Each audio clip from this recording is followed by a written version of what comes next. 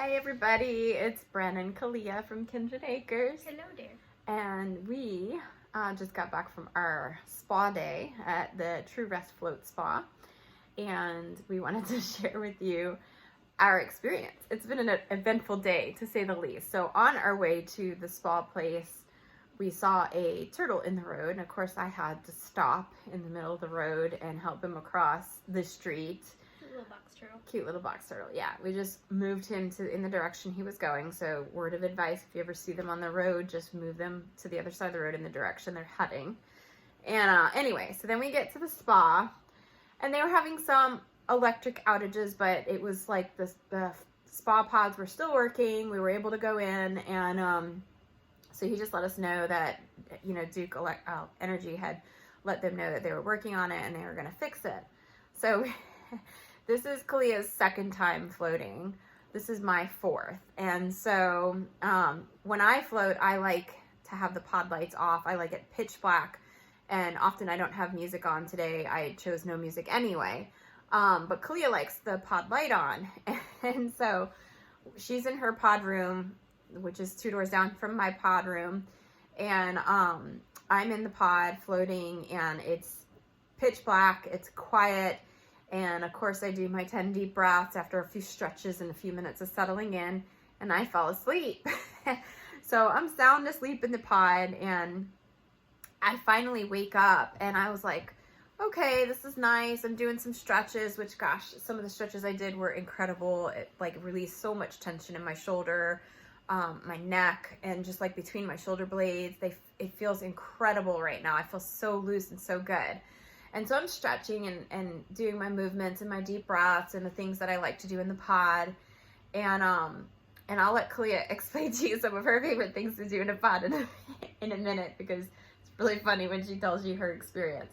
But anyway, so then I was like, gosh, I feel like it's been longer than an hour. Like it felt like I was in there longer than usual. So I'm feeling around for the pod light. And I push the button and it doesn't come on. And I'm like, oh no, I must have hit the intercom by accident. I'm turned around because the intercom button is on one side of the pod and the light is on the other side. And so I'm like, I must have turned around. So I turned my body around in the pod. I'm laying on my back still. And I managed to maneuver to turn around, and I'm reaching for the light. And I push it again and I realized, wait, this button's smaller. That's the intercom button. So I did push the light. Maybe I didn't push it hard enough, and I turned back around, I pushed the light again, and it wouldn't come on. And I'm like, oh no, the power is out. And so I would have been perfectly fine with that if I was by myself. But knowing she was in the pod 2 doors down, my heart started racing. I was like, she's probably panicking, like going nuts. So now I'm like trying to feel for the pod door to open the pod door. And, you know, it was like pitch black. It took me a few minutes to figure out how to get out of this pod. And I'm like, there was no light in the pod room. And so normally when you step out, there's like a motion censored light. So I'm like waving my arms all around, and that light wasn't working either. So I feel my way over to the shower, and like in my heart, I'm like, okay, I'm not hearing her scream. You know, and I know that, you know, I saw light from under the door. So I knew that they had an emergency light out in the hallway area. So I'm like, I'm sure she's okay. I'm just going to rinse off really quick, get my clothes on, and go knock on her pod. I thought maybe she was still in there and maybe sleeping, because we still had time left, it turned out, which I didn't know. But as soon as I got out and got in the shower, the float therapist had knocked on the door to let me know that the power was out. I'm like, oh, okay, yeah, I figured that out. I was like, can you please let my daughter know that I'll be right in there with her? And he was like, you know, he said, yeah, absolutely. And so I finished my rinsing off and got my clothes on. I had found my phone at that point, put my flashlight on and got my clothes on. And I go in next door and I'm knocking on Kalia's pod room door, and she's not responding. And I'm like pounding a little harder, and then all of a sudden she comes out from the main room. And I was just chilling. I got offered tea and water, and I was... Yeah, so she explained to me her experience of what happened when the power went out. Since she likes the light on in the pod, she knew immediately that the power had gone out, where I didn't. So she got out about, he said 17 to, between 17 to 20 minutes before me, because that's how long the power had been out before I realized it.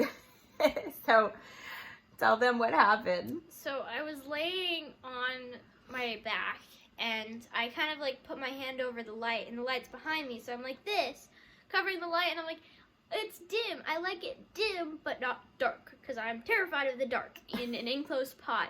And I'm like feeling it and still covering it, and then all of a sudden it went pitch black, and I started freaking out.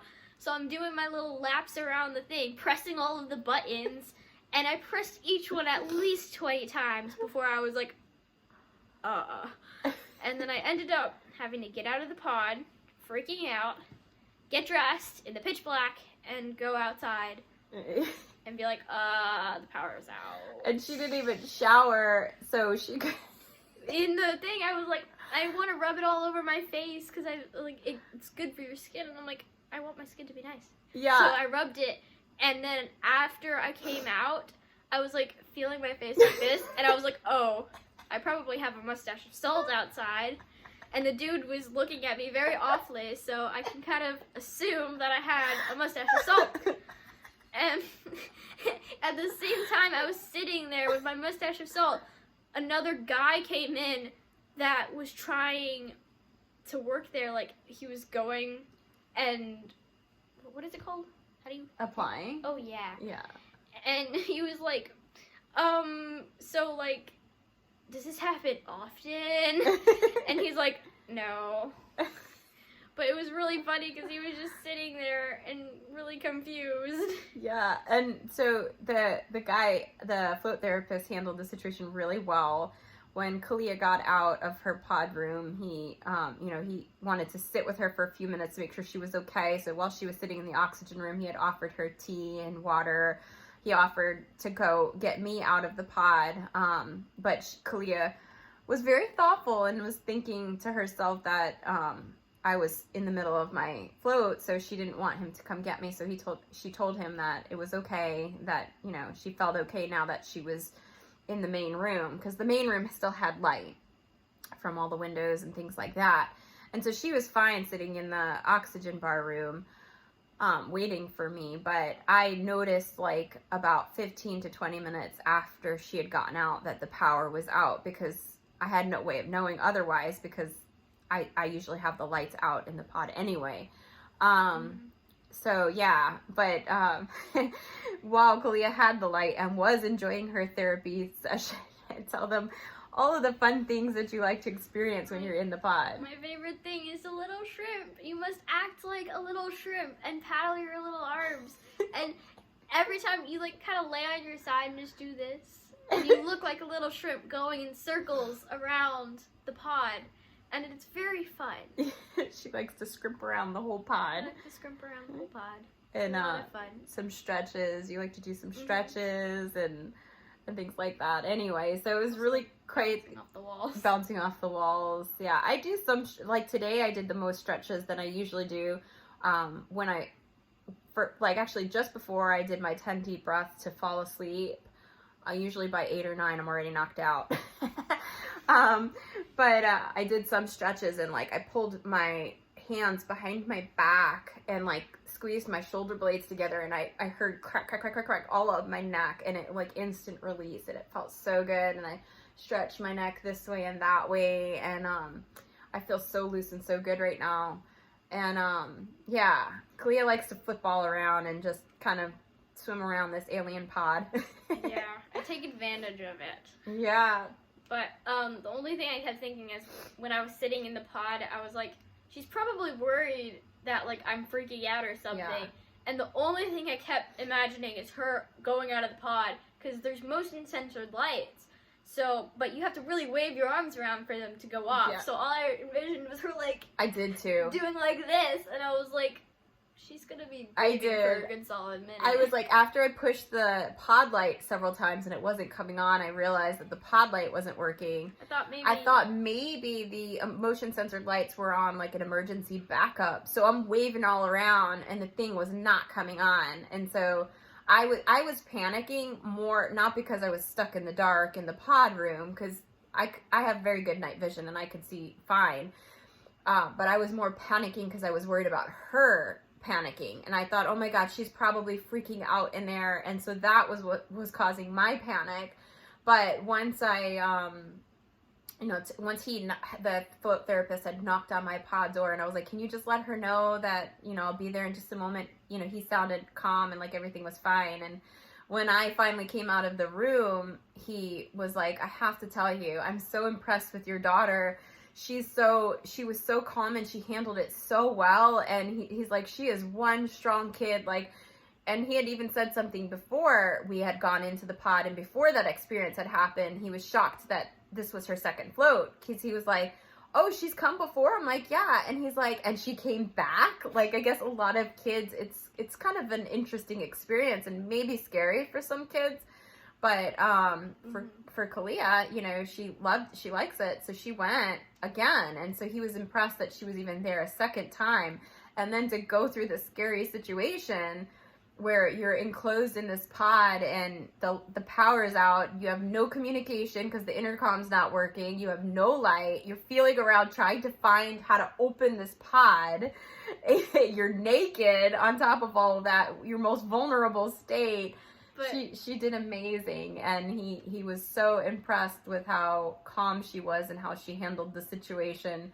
She of course did not shower, she just threw her clothes on, salty, and once I got out of the room and met up with her in the oxygen bar, she had, the lights finally came back on, so she was able to go back into her pod room and shower while I waited for her. But yeah. What was even scarier is before the power went out, I got salt water in my eyes for the first time, and it burnt so bad. And I was like, okay, because they usually have a little towel with spray that you spray the towel and wipe your eyes off. So I sprayed the towel. And of course, I dropped the towel, my one and only towel, in the salt water. So when the light's off, not only I can't see what I'm doing, but if I get salt water in my eyes, I'm not going to be able to see at all. So it was horrifying. But she did amazing and handled the situation. So I'm super proud of her too. And yeah, so that was our adventure. Not quite the relaxing spa day that we had hoped, but At least we got boba. We went and got boba after, well deserved, and they actually did not charge us our floats. I get free floats because I'm a veteran and I'm a member, so she uses my float and then I use the veterans float. But he said he didn't even tick us off at all, so I have an extra float to use too, technically. Because of the situation. So that was really kind of them. So they didn't charge us for those floats. So I still enjoyed it. And I feel nice and loose. And I'm super proud that I know that she'd be able to handle a scary situation like she had handled. And just before I got to do my shrimp lap. Yeah, she got her scrimping. Doing my scrimping. Yeah, so that was our experience. And yeah. So now, I don't know what we're going to make of the rest of the day, but that was fun. So we wanted to go take a nap. I slept in the pod, so I'm good. I'm going to go garden. But anyway, we wanted to share that because we thought it was pretty funny. But thanks for checking us out. Brennan Kalia from Kindred Acres signing off.